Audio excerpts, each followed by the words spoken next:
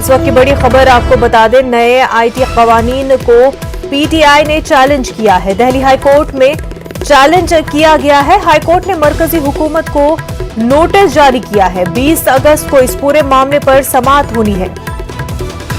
IT के नए कवानीन के हवाले से पीटीआई ने चैलेंज किया है। दिल्ली हाईकोर्ट में आईटी के नए कवानीन को चैलेंज किया गया है। हाईकोर्ट ने मरकजी हुकूमत को इस हवाले से नोटिस भी जारी किया है। इस पूरे मामले पर 20 अगस्त को समाअत होगी। हमारे नुमाइंदे सुशील पांडे हमारे साथ जुड़ चुके हैं। सुशील, नए आईटी कवानीन को चैलेंज किया गया है। जी बिल्कुल, देखिए साफ तौर से पीटीआई के द्वारा आईटी के तहत जो नए नियम बनाए गए हैं केंद्र सरकार के द्वारा, उस पूरे नियम को दिल्ली हाईकोर्ट में चुनौती दी गई है। इससे पहले आपको बता दें, कई ऐसी एजेंसियां हैं, मीडिया एजेंसियां हैं, जिन्होंने आईटी के नए नियमों को फिलहाल दिल्ली हाईकोर्ट में चैलेंज किया है।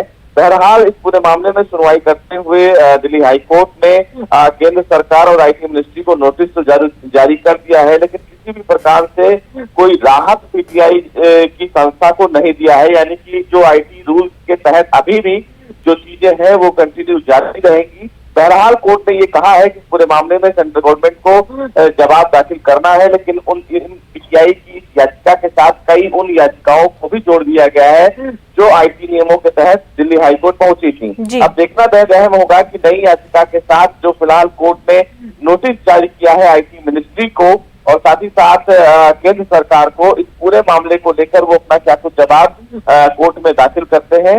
क्योंकि इस पूरे मामले में देखना बेहद अहम इसलिए भी होगा और दिलचस्प होगा क्योंकि अब मोदी सरकार के कई कैबिनेट रिसफल में कई नए मंत्रियों ने अपना पदभार संभाला है जी। तो देखना ये बेहद अहम होगा कि नए आईटी नियमों के तहत सरकार का रुख हलफनामे के तौर पर जब हाईकोर्ट में दाखिल किया जाएगा तो क्या होगा।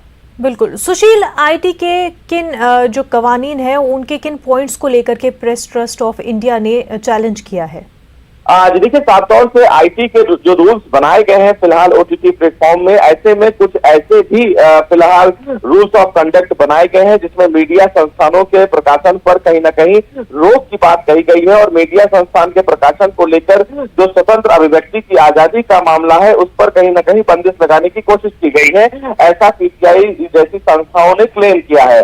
उन्होंने कहा है कि जो फिलहाल आईटी मिनिस्ट्री के द्वारा नई आईटी रूल्स बनाए गए हैं उन रूल्स के मुताबिक जो बेलाफाइड ऑब्जेक्शंस होते हैं, यानी कि जो संस्थान अपने हिसाब से खबरों को पब्लिश करते हैं वो फिलहाल पब्लिश नहीं कर पाएंगे जो आईटी रूल्स के नए नियम हैं। अगर वो इस प्रकार के न्यूज को पब्लिश करते हैं तो सरकार उनके खिलाफ कार्रवाई कर सकती है। ये फिलहाल आईटी रूल्स के तहत प्रावधान है और इसी प्रावधान को फिलहाल चैलेंज किया गया है कोर्ट में, क्योंकि साफ तौर से पत्रकारिता के लिए स्वतंत्र अभिव्यक्ति की आजादी पर सुप्रीम कोर्ट का एक बड़ा फैसला भी है और ऐसे में अगर मीडिया संस्थानों के खबरों पर लगाम लगाने की कोशिश की जाएगी तो कहीं ना कहीं पत्रकारिता की जो फिलहाल मिसाल दी जाती है उस पर कहीं ना कहीं बंदिशें लगेंगी और इसीलिए तमाम जो मीडिया संस्थान है उन्होंने दिल्ली हाईकोर्ट का दरवाजा खटखटाते हुए आईटी रूल्स के नए नियमों में बदलाव करने की मांग की। वहीं आईटी कवानीन के हवाले से जिस तरह से आपने भी बताया कि और भी कई केसेस है, ऐसे में ट्विटर का मामला भी है, तो एक केस में जिस तरह से समाअत होगी क्या उसका असर दूसरे आईटी कवानीन से जुड़े मामले पर भी होगी?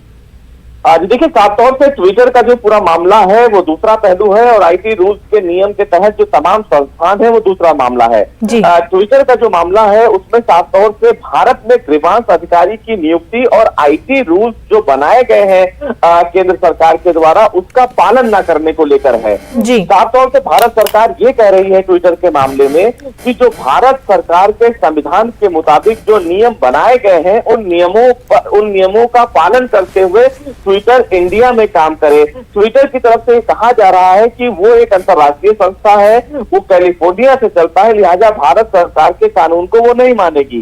अब इस मामले में लड़ाई ये है कि अगर भारत सरकार के कानून के मुताबिक कोई भी संस्थान अगर भारत में रन कर रही है तो वो कहीं ना कहीं असंवैधानिक है और ये कोर्ट ने भी कहा है और इसीलिए ट्विटर ने भी माना है कि अगर ग्रीवांस अधिकारी की नियुक्ति और कानून के मुताबिक ट्विटर देश में काम करेगा तो निश्चित रूप से कहीं ना कहीं ये सरकार के लिए भी सही होगा और ट्विटर के लिए भी सही होगा, क्योंकि कई ऐसे कंटेंट आजकल सोशल मीडिया पर चलते हैं जिससे माहौल बिगड़ता है। और इसीलिए सरकार ये चाहती है कि अगर ट्विटर के द्वारा किसी भी तरीके का कोई भी न्यूज फ्लैश किया जाता है और उसका माहौल अगर बिगड़ता है तो उसकी जिम्मेदारी ट्विटर को लेनी पड़ेगी, जिसके खिलाफ भारत सरकार कार्रवाई करेगा।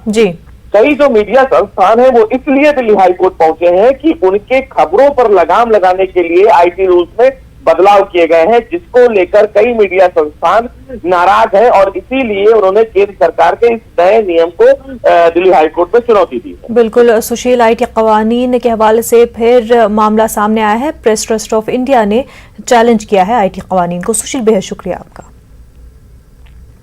पुलिस और सिक्योरिटी